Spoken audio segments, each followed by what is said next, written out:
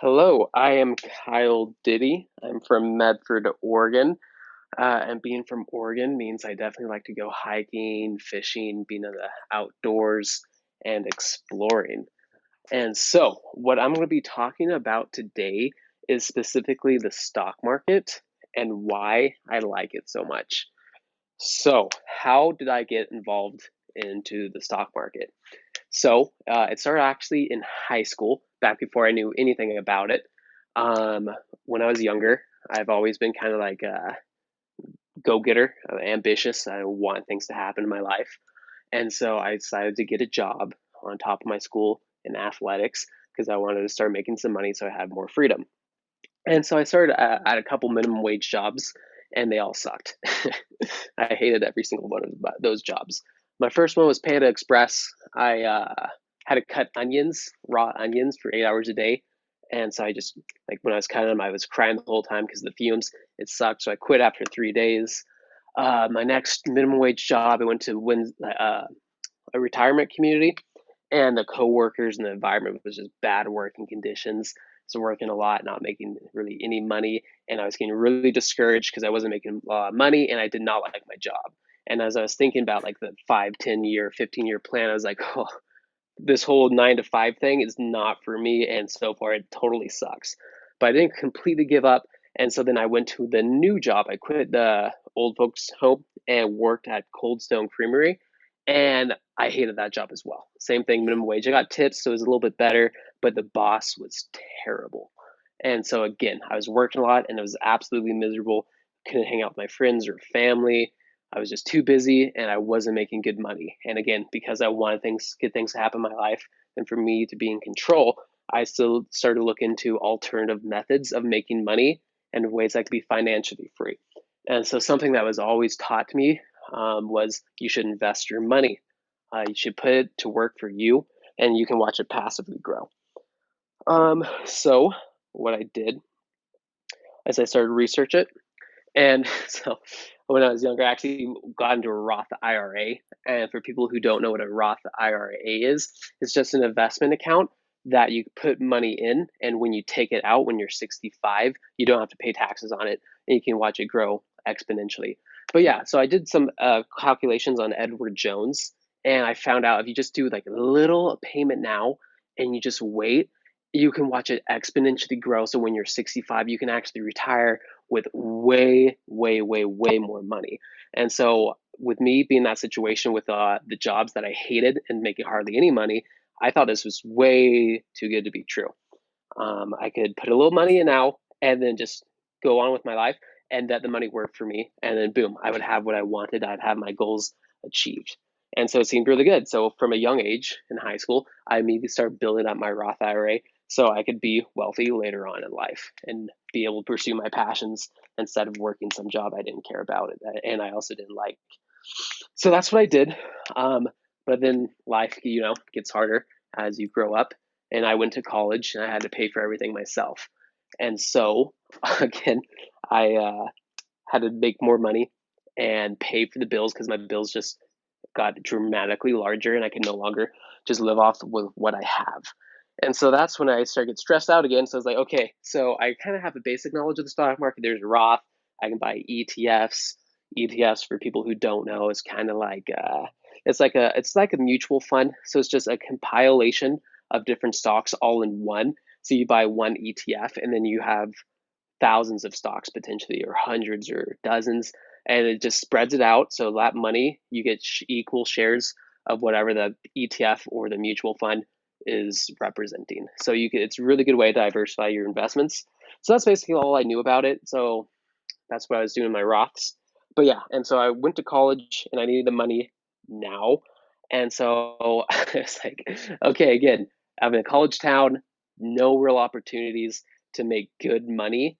So again, I doubled down on the stock market because I was watching my Roth IRA and it was growing a lot and I was making good money.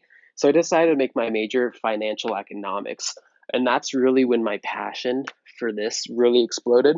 Because through the years of doing this, I'm now a senior. I'm graduating this July, and then I'm going to go to the University of Utah to get my master's in finance. But during that time, my knowledge of economics and finance just exploded. And I realized how hard and challenging and fun and intriguing this whole thing was, the whole stock market game. And I learned different ways so I could actually start actively investing the money instead of just passively putting it away and forgetting about it. I could use things like technical analysis or fundamental analysis. There's like options markets, there's margins, there's a whole bunch of different tools you can use now, even when you're poor, and you can start making money now if you know what you're doing. So as I began to start more actively doing it, I was able to start increasing how much money I was making at a lot higher rate than what the ETFs or the mutual funds were doing. And I started seeing that this was a real opportunity for me. And if I could get the money to scale based off like the math ratios, I could actually make this my full-time job and pursue this finance stock market route. And that made me so happy because, like I said, all the past jobs I've had, I did like summer sales, and that's not really for most people. I didn't enjoy it. So I've been so far been pretty discouraged about the labor market when I graduate, getting some okay paying job for something I don't really care about. But as I got more into this whole stock thing in my major, and I started seeing what I could actually do with it if I put myself to work, I saw that I can make far more money than a normal conventional job that most people would do. And it's actually my passion as well. And so that has just made me so much more happy and optimistic and giving me more direction in my life because now I could be my own boss, start my own financial firm if I want to, and actually grow this as I want. And I would just have to keep up with the stock market, the thing that I'm passionate about, and something that is super fun to do. Because what's so great about it, the world's constantly changing. You have your whole financial models built. Like, for example, I was doing the investment society at BYU, Idaho. We were managing something like $7 million. I was on the international side of it for equities. So I was only foreign companies we were looking at in foreign countries. I was specifically given China. And so I could do as much as I want for like the technical and fundamental analysis, which they say is the more like scientific part of what I'm doing with the market. But at the same time, there's an art side to it too, which is Donald Trump tweeting something. And so you would have to figure out what was going to happen next. And there's nothing you can do scientifically or mathematically to forecast that. So you have to build in your assumptions. And on top of that, you got to figure out like kind of how human nature works. So, like, for example, religion or trends, birth rates, the demographics, you have to do a bunch of statistics. So, mix all that in with your assumptions for things that the math can't prove. And so, it became an amazingly hard and complex puzzle to solve. But if you can solve it, you get rewarded by making money. And so, that was just the coolest thing to me. It's something that I would look forward to do every single day. And so that's something that I also think is really cool, especially for people who don't fully understand how finance or economics work. They think it's kind of scary or confusing. And it is, it's pretty abstract and counterintuitive. But for a lot of people, they kind of look at finance and the interest rates as a negative or debt or loans or anything. And so they get stressed out and it's scary. Most people are not where they want to be financially. And so there's this really big stigma on the whole stock market or finances, and people often get themselves into trouble and have to settle on what they want from their life because of their lack of understanding. So a lot of people are just not where they want to be because they don't really know what's to do with it.